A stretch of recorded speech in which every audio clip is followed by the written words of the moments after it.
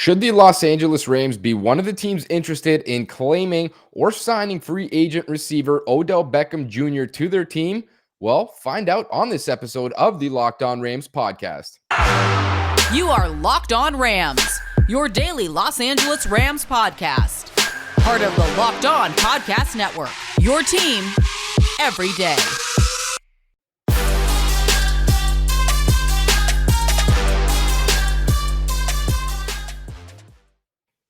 Rams Nation, what is going on? As always, it is your boy, your host, Sosa Kremenjas. I'm a fantasy analyst at PFF and your host here at the Locked On Rams podcast, your number one daily podcast covering the Los Angeles Rams and part of the Locked On Podcast Network. Before we dive into this Tuesday episode here at Locked On Rams, wanted to quickly thank you guys for always making us your first daily listen here. And not just that, but we just recorded our biggest week ever for the second week in a row here at Locked On Rams. So I genuinely appreciate you guys so much for always listening and supporting us here. This episode is going to be a good one like they always are. We're going to dive into some of the number breakdowns here from PFF. We have all the in-depth coverage data, pass rushing data, everything you can imagine from this game between the Rams and the Titans, which of course was a disgusting performance in general. But then also we're going to dive into this final question here that I mentioned in the intro. Should the Los Angeles Rams be one of the teams interested in signing Odell Beckham, who was recently released, or I guess they say waived, which is now just a weird, different kind of term for saying released, really, by the Cleveland Browns. He's now going to be a free agent potentially if he doesn't get claimed today, but we'll break that down at the end, so make sure to stick around for that. We'll first dive into this recap and then flip the page moving forward. And I pulled up some of these interesting numbers that I found from PFF from this contest between the Rams and the Titans, and I think we've got to begin at the quarterback spot.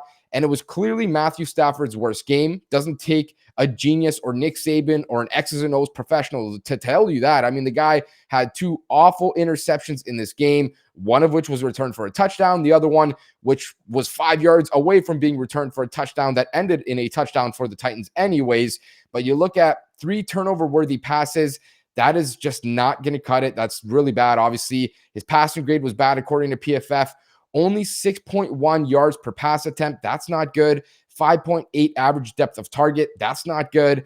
His passer rating, I mean, it was in the 70s. Again, not good. I mean, just all across the board. Stafford really struggled in this game, and half of that was really just due to his own sort of incompetence in this game. But at the same time, the offensive line did not help this guy one bit. And I think that's probably the biggest reason why the Rams struggled in this game, right? Because up to this point, their offensive line, I talked about it many times on this podcast. I felt like I said it every other episode. They were a top 3, top 5 at worst offensive line, maybe the best pass pro in football. Like they were so consistent week after week, consistently giving Stafford time to not just throw 5 or 10-yard passes. This guy was throwing the ball downfield and was hardly ever getting pressured. I mean, the Rams gave up the fewest sacks in the NFL, the fewest pressures in the NFL, and then you go into this game, and the numbers were not pretty. I mean, Austin Corbett, the right guard, gives up 4 pressures. Center Brian Allen gives up 4 pressures. Rob Havenstein, right tackle, gives up 4 pressures. Left guard David Edwards gives up 3 pressures. That's a combined 15 pressures from these guys. That is just way too much for your quarterback to handle. And it's kind of crazy to say that Andrew Whitworth, 55 pass blocking snaps, didn't give up a single pressure. I don't know how this guy does it. I swear to God, I was talking about it last week on the podcast. It's insane. I mean, it is truly incomprehensible how good this guy is. At 40 years old, he didn't give up a pressure. He was the only offensive lineman that graded out well for the Rams. He actually graded out in the elite tier with a 90-plus overall pass blocking grade. Everyone else, kind of shoddy. I mean, Rob Havenstein had a good grade, nearing 80 overall there, which is solid. But I mean, they give up 5 sacks in this game. We all know that's too much, of course. And it's not just the sacks that hurt. It's the 15 pressures that don't allow Stafford to get comfortable back there. Then you start to see ghosts, as they say, for a quarterback. You start to hear those footsteps. Your internal clock starts to speed up. Everything starts to kind of affect you, right? You take your eyes off of your reads downfield and you start to watch the pass rush, and all these kind of little things sort of trickle down and just make it worse and worse. It's like a domino effect in the NFL. And that's why they always say, right, if you win in the trenches, you're probably going to win the football game. And really, the Titans were the proof of that really happening. I mean, they dominated snap after snap in the pass rushing department, especially up front in the interior. I mean, it's one thing to win off the edges where a quarterback can still step up in the pocket and survey the field. And Stafford did that in this game a handful of times, even on the touchdown to Tyler Higbee, which was called back because he stepped out of bounds, and multiple other occasions. But when guys are winning up the middle of the field, up in the interior offensive line, interior defensive line area there, you have really nowhere to go. I mean, you can maybe leave the pocket every now and again, but that's going to condense your field a lot smaller. You're taking progressions out of the read now. You're only having maybe 30 to 40 to 50% of the field to work with when you start scrambling out of that pocket. And we know Stafford is not Lamar Jackson. I mean, this guy's pretty damn slow. Let's just call it what it is. He's not the mobile type, the scrambling type anyway. So, I mean, when you lose up front in the interior, you're really not giving yourself any chance to do anything. And ultimately, that was really what decided the game. Now, something else that I found interesting, and this is a season-long statistic here, not just last night or 2 nights ago when the Rams played, but Javonte Williams, the Denver Broncos running back, he's basically the king of forcing missed tackles this season from the running back position. The guy breaks tackles like no other. So when you look at his missed tackles forced, he has 35 on only 95 rushing attempts. So for every third rushing attempt, he's basically forcing a missed tackle, which is obviously impressive. He's got the best clip in the NFL right now, the best rate. He's just really good at doing it. And I thought, that sort of got my wheels turning in my head. I wanted to look at how Darrell Henderson and Sony Michel looked in that regard, because I mentioned it. They're lacking some sort of explosion, some sort of juice. None of these runs are really going for 15, 20, 25-yard gains. You hardly see them gaining that type of yardage. And so when I looked at their numbers, combined, they only have 29 missed tackles forced. That's 6 fewer than Javonte Williams, and yet they have 193 rushing attempts. So they had 100 more rushing attempts, and they have 6 fewer missed tackles. Now, I don't expect him to be Javonte Williams because they're not. That guy is truly a special talent. But I mean, when you look at Sony Michel, a former first-round pick, that's higher than where Williams was taken.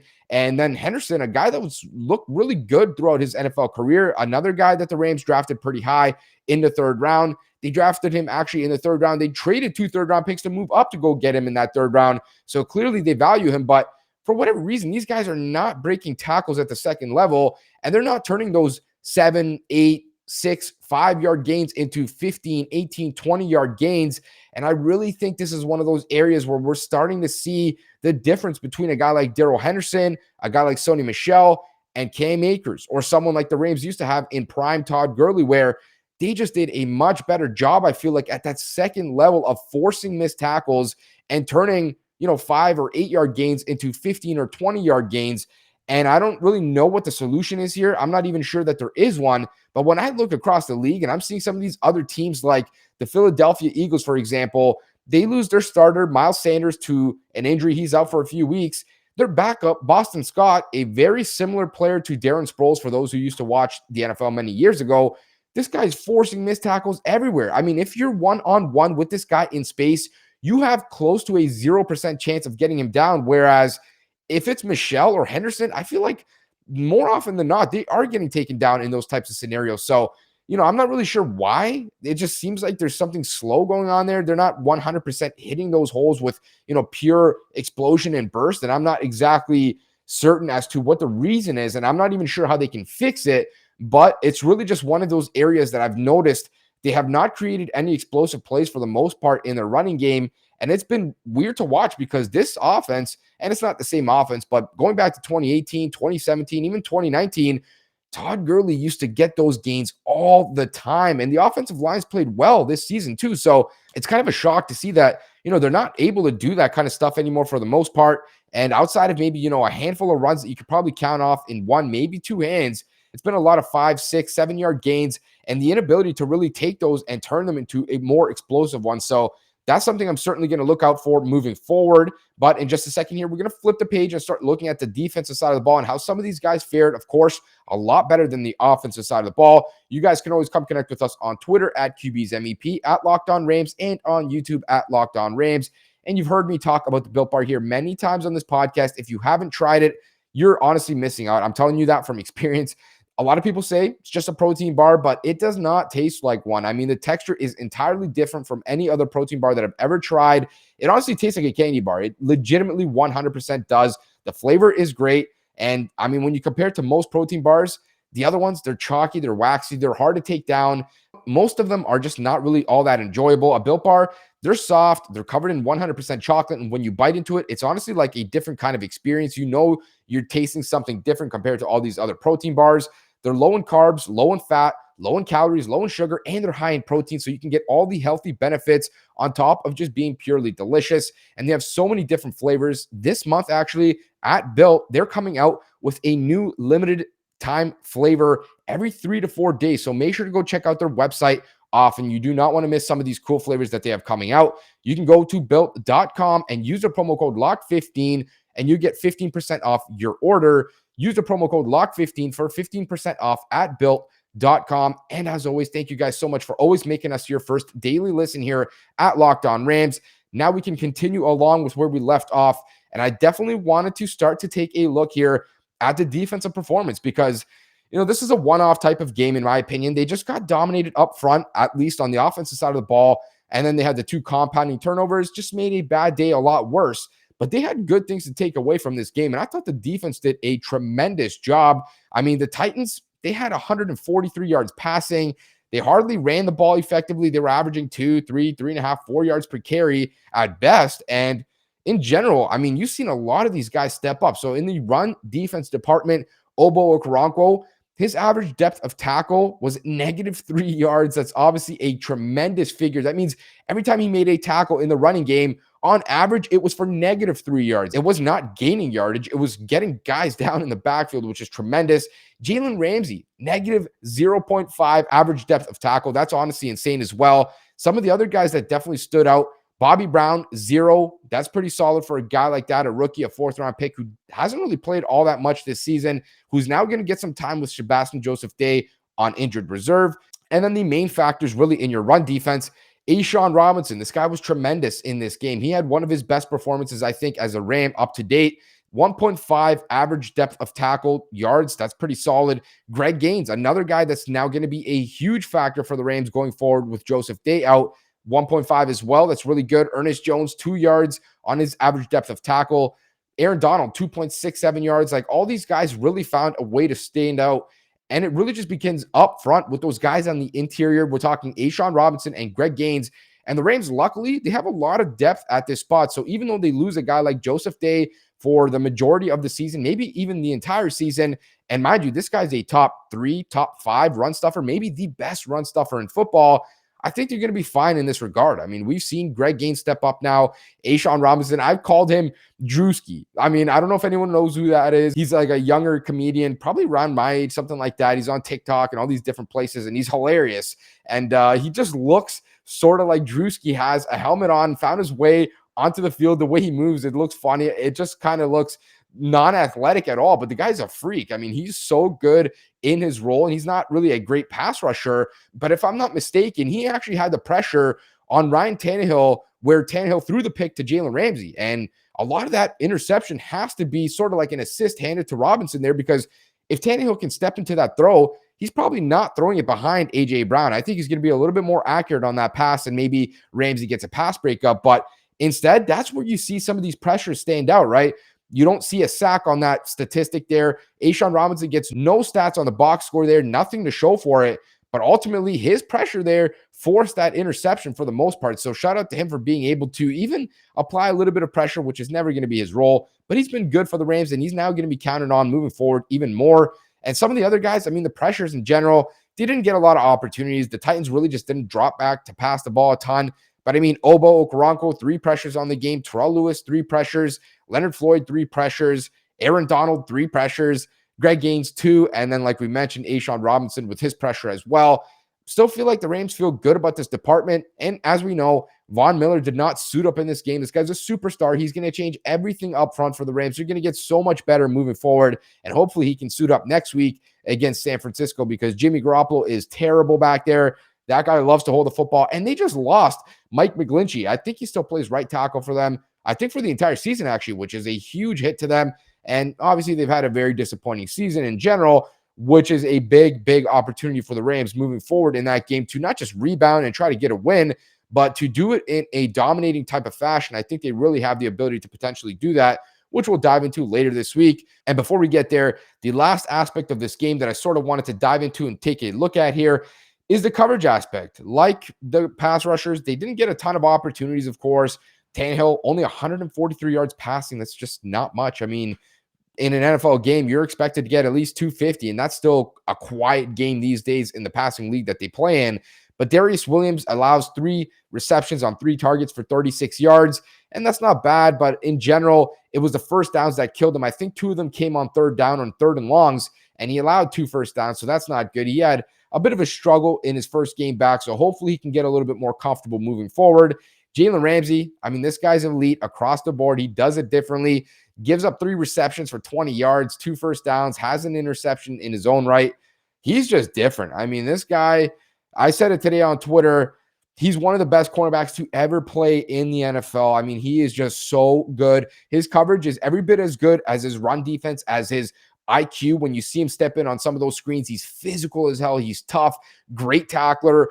This guy does not shy away from anything. I've never seen anything like it, not for the Rams at least. This guy is truly special in every single way. And I think he's approaching that Aaron Donald, J.J. Watt prime type of tier where we're just bored by how good he is. Like, nobody's even looking and saying like, oh, great interception. Oh my God, that's such a great play. Like, we expect this out of him at this point, to the point where we're just bored with what he does because we expect it, and he does it every single week. I mean, you see it on Twitter. You see it from some of these people where he'll lock up your favorite wide receiver, allow 10 yards in the game, and someone will call him washed for allowing 10 yards. Like, how is 10 yards being given up washed? I don't know. People are crazy, but this guy is just truly special. And in general, I mean, they had a great game. Dante Dion, 3 receptions for 18 yards. That is nothing really. Ernest Jones, 3 receptions as well for 16 yards, and the score, which I mentioned on yesterday's podcast that the score was probably attributed to him, and ultimately it was. So not exactly great there, but I mean, you really can't ask for much more from a defense. I thought they played great. They really had as good of a contest as you can ask from them. Unfortunately, the offense, the Rams offense, just made it way too easy for the Titans. They gave them basically 14 points. I mean, 7 points for sure, essentially 14. And then the Rams, I mean, they give up a garbage time touchdown in defense. So in reality, they maybe just give up 1 touchdown. Like, this defense was great in this game. And yes, it was a little bit easier without Derrick Henry there. That's no questions asked. But it's always good to see the defense trending in the right direction. So hopefully they can continue their upward trend before even adding a guy like Von Miller, who's going to make all the difference in the world, in my opinion. Now, in terms of should they add anybody else? Well, Odell Beckham is a guy who was just recently released, and we are going to dive into whether or not the Rams should take a swing at the former superstar wide receiver here, going into the waiver claim process and then potentially into free agency. But before we get there, make sure to tune back in here at the Locked On Rams podcast throughout the rest of the week. We're going to have our episode tomorrow with former host Brad Motter to put our finishing touches on this game, and then flip the page moving into Monday Night Football for the Rams and the 49ers. And that's going to be a big game because the Rams did get swept by the Niners last season. But before we get there, I want to tell you about an amazing app that a lot of my listeners here are taking advantage of. It is called GetUpside. It is entirely free. And not just that, but you can get up to 25 cents cash back for every gallon of gas that you fill up with the promo code Touchdown. You can find it,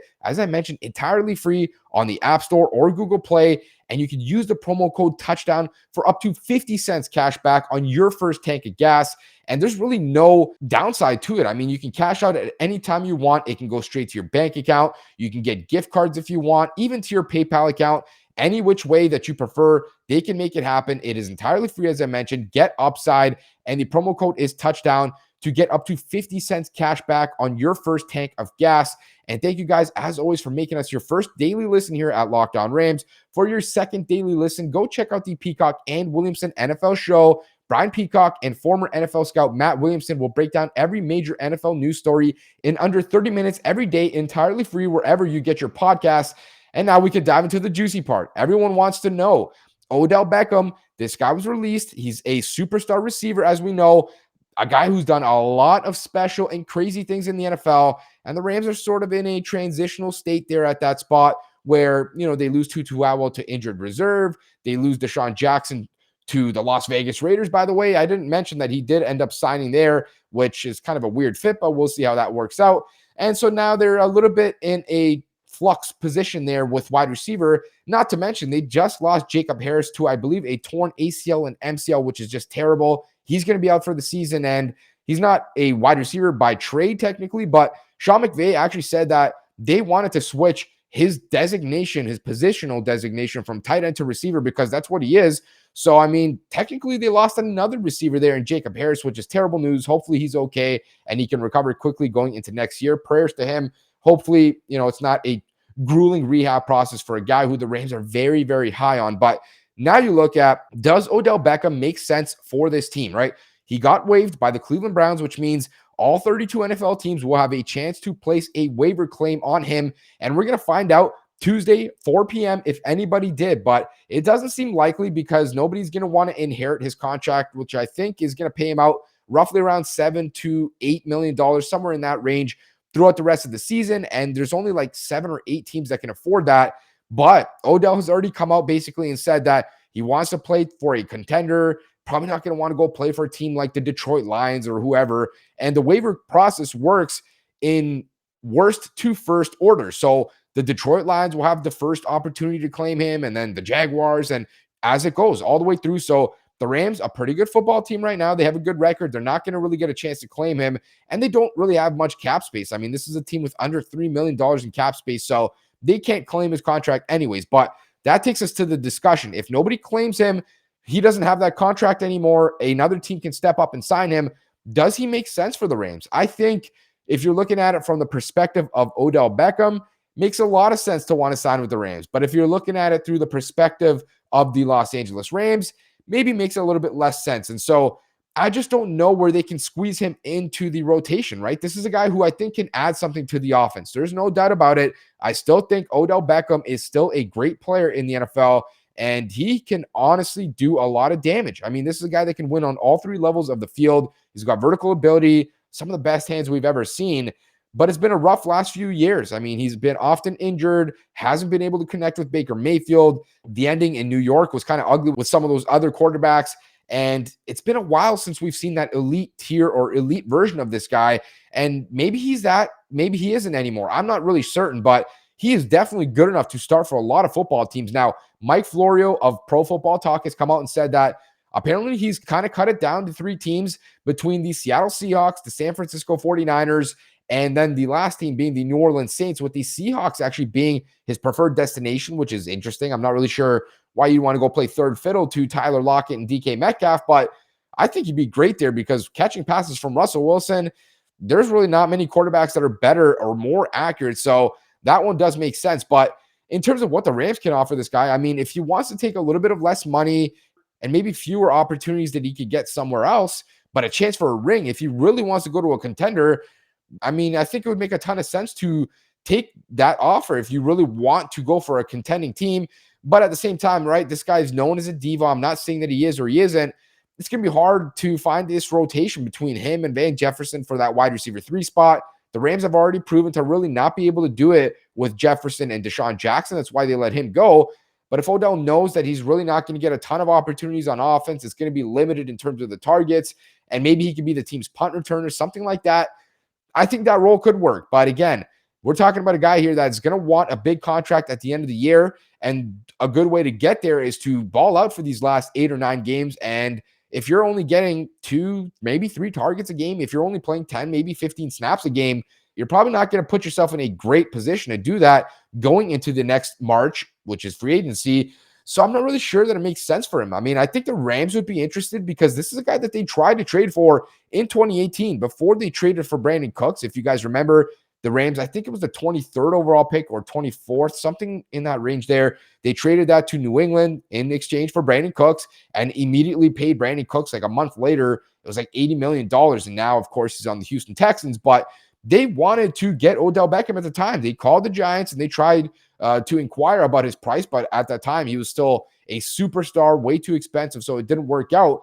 But that brings the question now is like, can they still be interested in this guy? Sean McVay was asked about it a few days ago, and he said, hey, you can never say never. So I genuinely think that the Rams will have some sort of interest in this guy, but it is going to be limited, right? And they can only offer him so much money. They can only offer him so much playing time, targets, all these different hoops that they have to clear, which just makes it very unlikely, in my opinion. It just seems like, he's going to get a lot more opportunities for a team like the New Orleans Saints or even the Seattle Seahawks, even the San Francisco 49ers. Now, really, it ultimately depends on what he values the most. If he wants playing time and targets, yeah, some of those teams might make more sense. Maybe even like the New Orleans Saints, he would be the wide receiver one there. And I believe he is from Louisiana anyways, which would be kind of like a homecoming for him. But if you want to actually get a chance to win a ring and probably play with a good quarterback, right? A guy who's an MVP candidate right now and have a good shot to go make some big plays and start to get closer to that old version of Odell, then maybe the Rams make the most sense. Maybe the Seahawks make the most sense. I don't know why you'd want to go to San Fran in that situation and play with Jimmy Garoppolo. He's absolutely awful. Or why you'd want to go to New Orleans right now and play with Taysom Hill or Trevor Siemian. I mean, that doesn't seem like a wise idea either. So we're going to find out today where this guy's going to go, potentially, if anyone has claimed him, which I don't think is going to happen. And if that doesn't happen, then we're going to start to hear rumblings about where this guy may want to go. We've already seen recruitment efforts from brand new Los Angeles Ram Von Miller. He's already taken it to Instagram and tagged OBJ saying, happy birthday, I love you. Why don't you come chase a ring with us here? We want you here. Jalen Ramsey doing the same thing. The Rams are all in right now. I mean, they're trying to recruit as much as they can. They know how good this guy is. They know what he could add to the offense. And if he wants to sacrifice some of those things and come play for a contender, I don't see why the Rams wouldn't want to make it work. This one would certainly make sense to me. But in general here, I just think there's too many hoops to clear. I'm not going to say it's impossible. I would say right now there's a 90% chance that he's going to go elsewhere, or 85, something like that. And then 10 to 15% that he ends up with the Rams. I would never count this team out, not with general manager Les Snead, but I just think there's so many hoops to clear, and there's probably a better situation for him out there. Either way, though, this is going to be fun to watch, because if they do add a guy like this, of course, there's another element of explosiveness to that offense. And if they don't, they're still going to be fine. This team is still great. This offense is still great. They just need to get back on track going into this next week here in week 10 against the San Francisco 49ers, their first matchup with maybe their biggest rival in the NFL. It's going to be on Monday Night Football, so make sure to tune into that. And before we get there, make sure to keep tuning in here at Locked On Rams as your first daily listen tomorrow. Former host Brad Motter is going to join me. He's going to give our finishing touches on this contest. Then we're going to flip the page, start to talk about this next game between the Rams and the Niners, and share his prediction.